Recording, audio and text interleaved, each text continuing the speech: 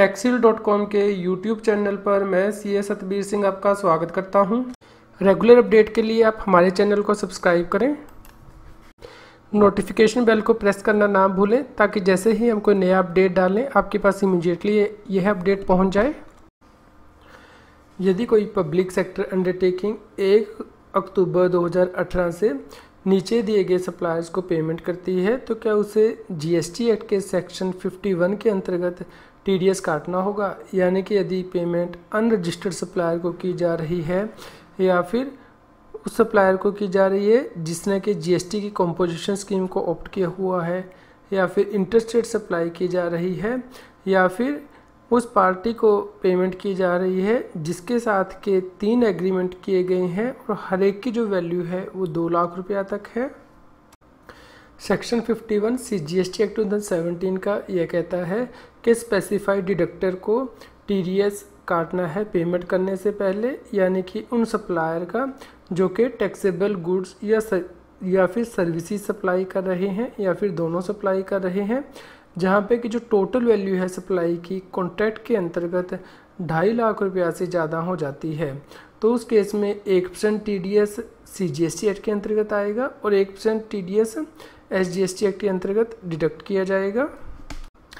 यदि हम section 2 subsection 105 देखते हैं CGST एक्ट 2017 तो यह कहता है कि सप्लायर का मतलब क्या है GST एक्ट के अंतर्गत, यानी कि सप्लायर का मतलब है कि वह व्यक्ति जो कि गुड्स या फिर सर्विसेज सप्लाई करता है, और इसके अंतर्गत एजेंट भी आएगा जो कि सप्लायर के बिहाफ पर गुड्स या फिर सर्विसेज सप्लाई करता है। इस प्रकार इस डेफिनेशन के अंदर ये कहीं भी नहीं लिखा गया है कि सप्लायर का मतलब वह व्यक्ति है जो कि जीएसटी एक्ट के अंतर्गत रजिस्टर्ड है। इस प्रकार भले ही सप्लायर जीएसटी एक्ट के अंतर्गत रजिस्टर्ड हो या फिर ना हो,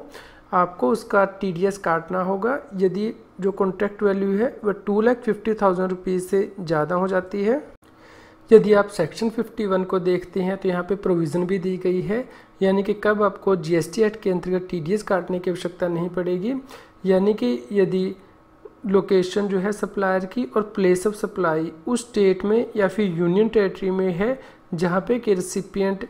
की रजिस्ट्रेशन नहीं है।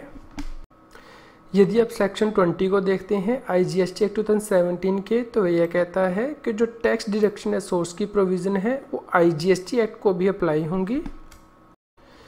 आइए अब हम इस स्टेटमेंट को समझ लेते हैं कि यदि सप्लायर की लोकेशन और प्लेस ऑफ सप्लाई जो है एक दूसरे स्टेट में है और रेसिपिएंट एक दूसरे स्टेट में है तो उस केस में टीडीएस को डिडक्ट करने की आवश्यकता नहीं होगी। मान लीजिए सप्लायर, प्लेस ऑफ सप्लाई और रेसिपिएंट एक ही स्टेट में है तो उस केस में इसे इंट्रास्टेट सप्लाई कहा जाएगा और टीडीएस जो है central tax plus state tax जो है वो डिडक्ट किया जाएगा। इस प्रकार जो सप्लायर यानी कि डिडक्टी होगा वो टीडीएस का क्रेडिट अपने इलेक्ट्रॉनिक कैश लेजर में अवेल कर लेगा। दूसरी सिचुएशन है कि सप्लायर और जो प्लेस ऑफ सप्लाई है वो अलग स्टेट में है, उस केस में इंटीग्रेटेड टैक्स अप्लाई होगा और जो टीडीएस है वो टीडीएस इंटीग्रेटेड टैक्स के अकॉर्डिंग काटा जाएगा। इस केस में भी सप्लायर यानी कि डिडक्टी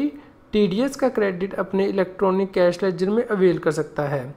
तीसरी जो सिचुएशन है वह इस प्रकार है कि सप्लायर और place of supply state A में है और रेसिपिएंट स्टेट बी में है।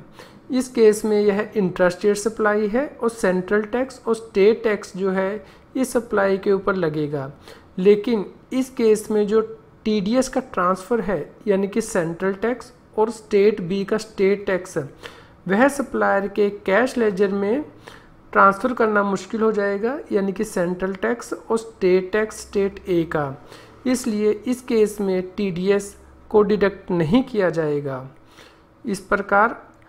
जब सप्लायर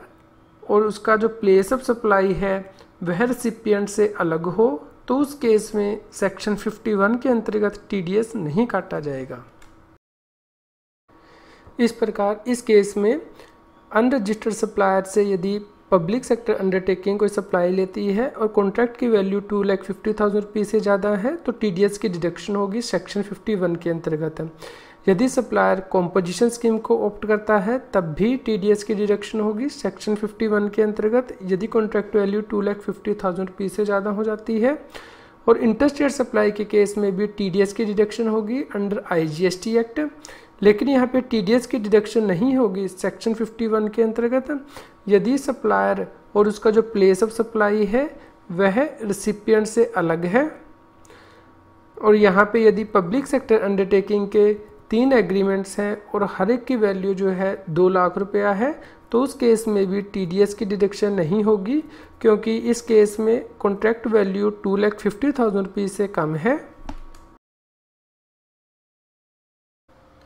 GST, टैक्स और फाइनेंस के रेगुलर अपडेट के लिए आप टैक्सील की मोबाइल ऐप को गूगल प्ले स्टोर से डाउनलोड कर सकते हैं।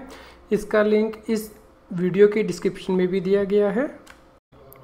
आज की GST की न्यूज़ आपको कैसी लगी इसके बारे में हमें बताएं। लाइक करें और शेयर करें। जितना अधिक आप लाइक करते हैं और शेयर करते हैं उतनी ही अधिक हमें प्रेरणा मिलती है कि हम और भी अधिक अच्छी GST की न्यूज़ आप तक पहुंचा पाएँ। यदि आप GST से रिलेटेड रेगुलर अपडेट्स अपनी ईमेल आईडी पर मंगवाना चाहते हैं तो आप हमारे न्यूज़लेटर को सब्सक्राइब कर सकते हैं, जिसका लिंक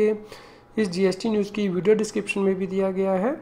यदि आप हमारी प्रीवियस GST न्यूज़ को सुनना चाहते हैं तो आप हमारे चैनल की प्लेलिस्ट को रेफर कर सकते हैं।